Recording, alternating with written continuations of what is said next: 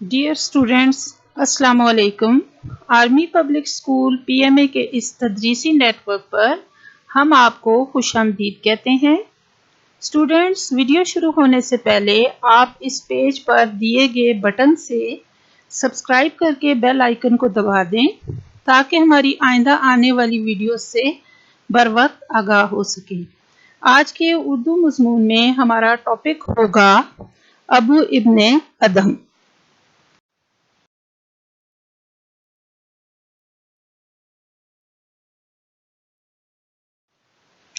چوتھا ہفتہ، جماعت ہفتم، مضمون اردو ادب، عنوان ابو ابن ادہم نظم۔ نظم ابو ابن ادہم، صفحات 13 سے لے کر 15 تک، اور شاعر عبداللہ نیاز۔ ان کے بارے میں آپ کو معلومات ملیں گی صفحہ نمبر 112 پر، اور یہ نظم جو ہے لی ہنٹ کی نظم کا ترجمہ ہے۔ اب ہم تھوڑا سا ابو ابن ادہم کے متعلق اور اس نظم میں دیے گئے واقعے کا مختصر جائزہ لیتے ہیں۔ ابو ابن ادہم بلخ کے بادشاہ تھے۔ بادشاہوں کی طرح آسائشیں حاصل تھیں، مگر پھر بھی دل میں کسی چیز کی کمی محسوس کرتے تھے۔ بالآخر ان پر مختلف واقعات سے یہ واضح ہو گیا کہ خدا کے جتنے قریب انہیں ہونا چاہیے تھا اتنا قریب وہ نہیں ہیں۔ چنانچہ اپنی روح کی اس کمی کو پورا کرنے اور اپنے خدا کو منانے کے لیے آپ نے بادشاہ چھوڑ کر مکمل طور پر اپنے اللہ کی عبادت میں مصروف ہو گئے۔ آہستہ آہستہ ان پر خدا کی معرفت کے اسرار کھلنے لگے، اور آپ پر یہ بھید کھل گیا کہ خدا کو منانے کا راستہ اس کی مخلوق کے درد کا مداوا کرنے میں ہے۔ چنانچہ ابو ابن ادہم مخلوق خدا کی خدمت میں پیش رہنے لگے، مظلوموں، لاچاروں، بے سہاروں، کمزوروں اور یتیموں مسکینوں کے دکھوں کو کم کرنے میں لگے رہتے، اور یہ بات ان کی زندگی کا حصہ بن گئی۔ بے سہاروں، لاچاروں اور کمزوروں کی زبان پر ہر وقت ابو ابن ادہم کے لیے دعائیں جاری رہتی تھی۔ اب ہم اس واقعے کی طرف آتے ہیں جو اس نظم کے اندر بیان کیا گیا ہے، اس کا ہم مختصر جائزہ لیتے ہیں۔ ایک رات نماز اور وظائف مکمل کرنے کے بعد آپ سو گئے۔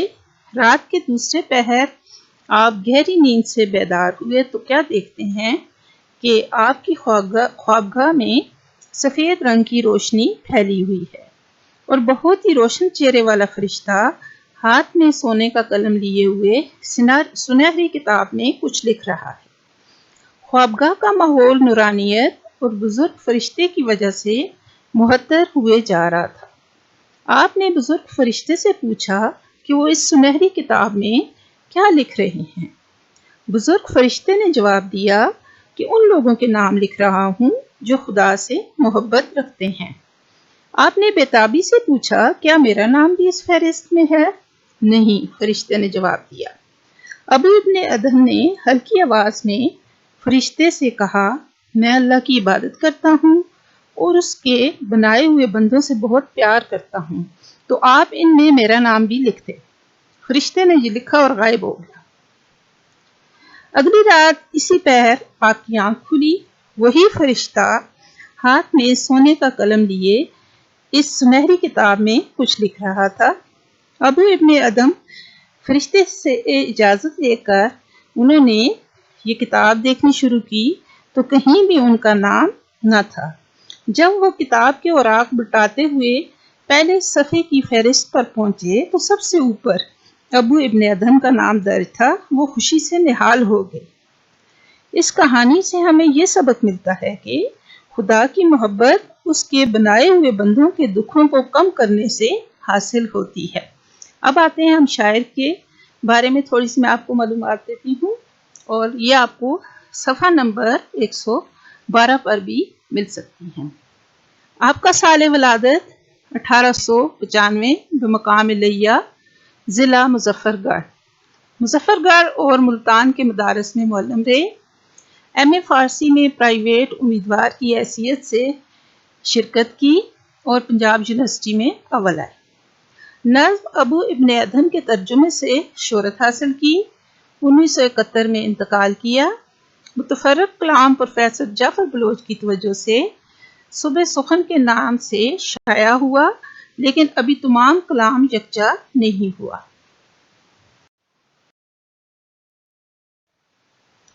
نظم کا اخلاقی پہلو۔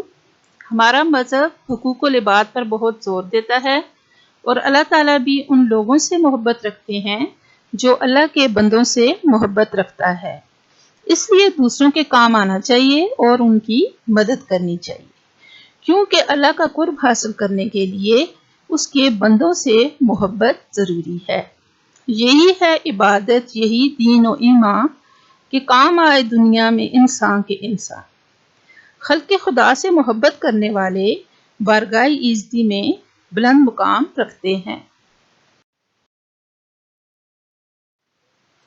مقاصد تدریس۔ طلباء درست لفظ، روانی اور اتار چڑھاؤ کے ساتھ نظم پڑھ سکیں، نظم میں موجود ردیف اور ہم قافیہ الفاظ کی نشاندہی کر سکیں، وہ لغت کے استعمال کی مشق کر سکیں، مشکل الفاظ کے معنی تحریر کر سکیں، جملہ سازی میں مہارت حاصل کر سکیں، نظم میں موجود واقعے کو اپنے الفاظ میں کہانی کے انداز میں تحریر کر سکیں گے۔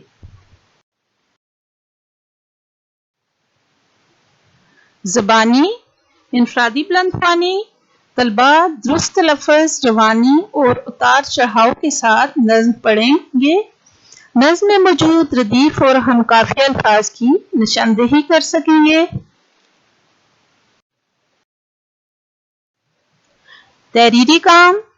طلباء دیے گئے الفاظ کے معنی تحریر کریں گے۔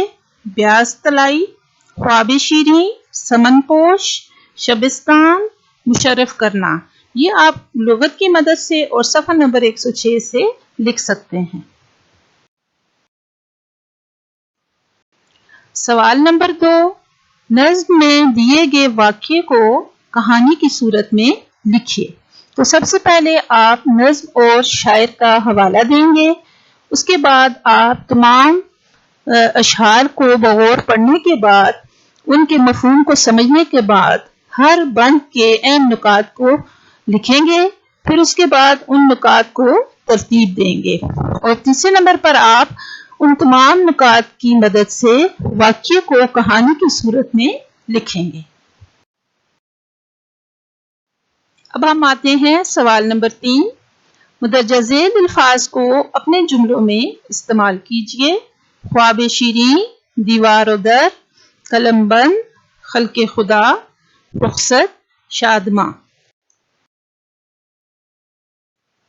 یہ تھا ہمارا چوتھے ہفتے کا اردو ادب کا کام۔ طلباء اس کام کو الگ صفحات پر کر کے دیے گئے ایڈریس پر بھیج دیں، student.apms.pk۔ اب اجازت چاہتی ہوں، اپنے گھر والوں کا خیال رکھیے گا۔ خدا حافظ۔